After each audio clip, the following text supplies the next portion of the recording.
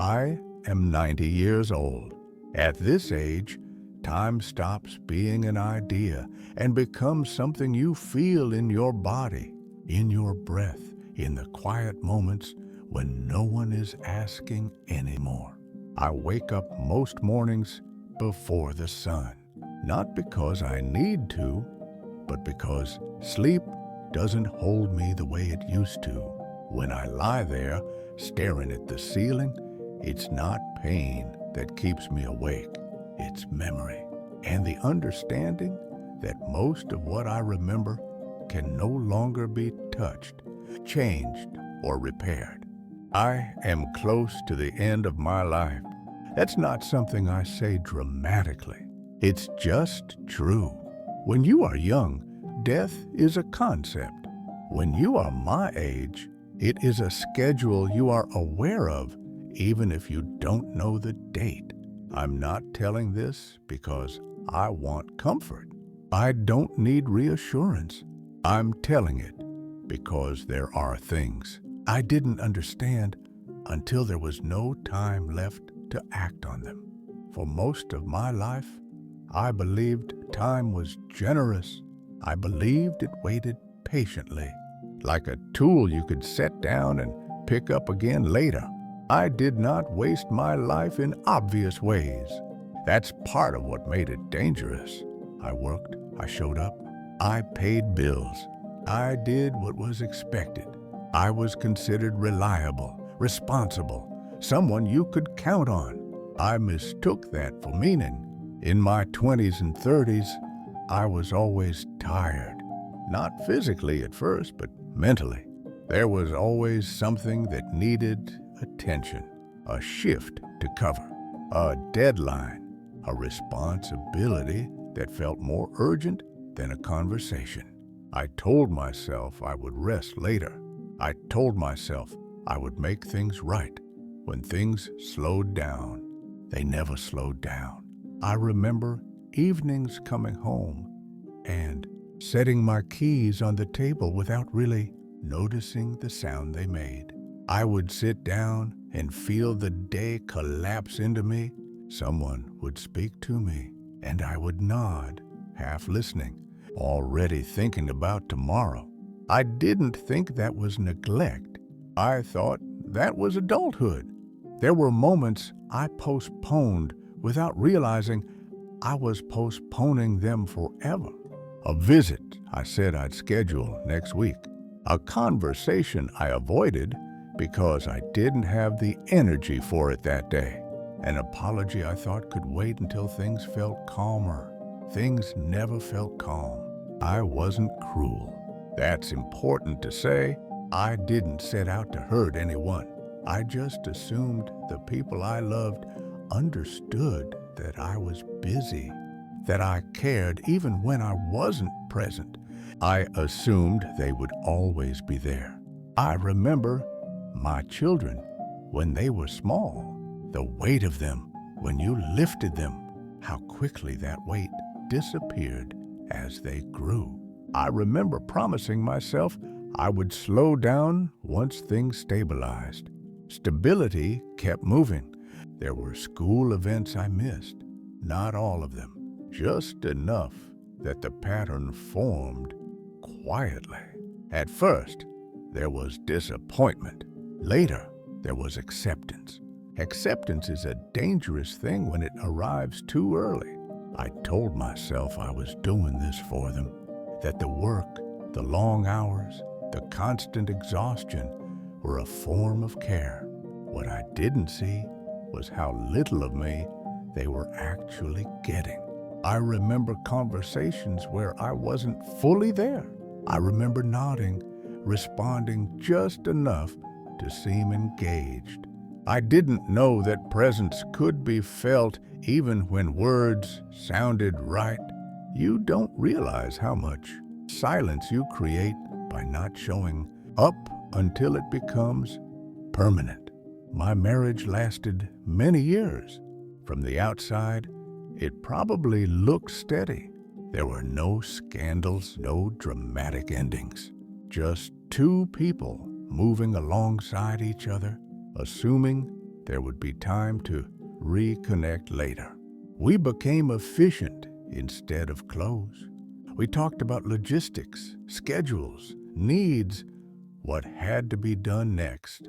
We stopped talking about what we felt because it seemed unnecessary, even indulgent.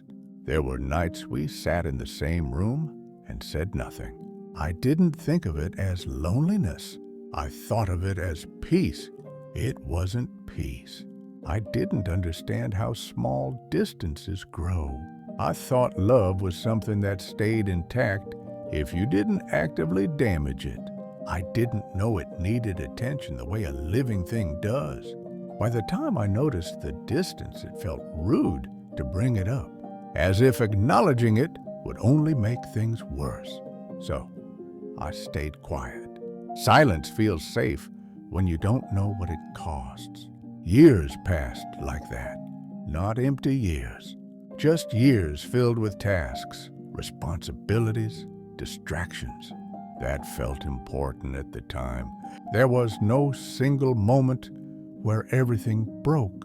That's what makes it hard to explain. Loss came in pieces so small I didn't recognize them as loss. A habit of not calling back right away. A habit of assuming tomorrow would be easier. A habit of choosing what needed to be done over who needed me. Then there were the moments I thought I still had time to fix things.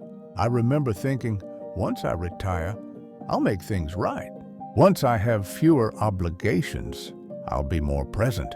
Once the pressure lifts, I'll finally be myself again. Retirement didn't bring clarity. It brought quiet. And quiet has a way of amplifying what you avoided. Illness arrived without asking permission. It always does. It didn't come all at once.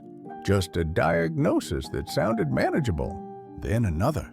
Then the realization that time was no longer something I could assume. There were conversations I meant to have before that moment. Words I planned to say when I felt stronger, clearer, more prepared. I waited too long. Death has a way of making honesty urgent, but it also limits who can hear it. When someone you love is gone, there is no relief in understanding what you should have done differently. Understanding arrives without usefulness. I lost people without ever having a final, honest conversation with them. Not because we were angry, because we were busy, because we assumed the door would stay open. It doesn't. What I can't fix now isn't a single mistake. It's a pattern, a way of living that felt reasonable day by day and devastating when viewed all at once. I can't go back and be more patient. I can't go back and listen without checking the clock. I can't go back and choose presence over productivity. I can't ask questions I was too distracted to ask. I can't sit in rooms that no longer exist with people who no longer breathe. Time doesn't negotiate. At this age, you become invisible in a way that's hard to explain. People are kind, but their lives are full. They have schedules, obligations, distractions. I recognize it because I lived it. Visits are shorter now. Conversations lighter. No one wants to linger too long in the presence of someone who reminds them of what's coming. I don't blame them. Loneliness in old age isn't dramatic. It's quiet. It's the absence of interruption. The long stretches where no one needs anything from you. I used to crave that. Now I understand what I traded for it. There are moments of gratitude. I don't deny that. I had work. I had family. I had years that were full in their own way. But gratitude and regret can exist in the same breath. If I'm speaking to you now, it's not to tell you what to do. I don't believe people learn that way. I didn't. I'm only telling you what I wish I had known when it still mattered. I wish I had known that later is not a promise. It's a story we tell ourselves to stay comfortable. I wish I had known that being needed is not the same as being loved. I wish I had understood that people remember how you made them feel far longer than they remember what you provided. I wish I had known that small choices, repeated quietly, become a life. There is no moment where everything suddenly makes sense. Clarity doesn't arrive like a reward. It arrives like a bill. At 90, there is no illusion left about fixing things. There is only acceptance and memory. I live carefully, now, slowly, with an awareness that every remaining day is already borrowed. I think often about the conversations that never happened. Not the dramatic ones, the simple ones, the ones that could have been ordinary if I hadn't postponed them until they became impossible. If there is anything left for me to do, it is to speak honestly while I still can, not to be remembered. That fades, just to say that time is quieter when it leaves than when it arrives. And by the time you hear it leaving, it is already too late to follow.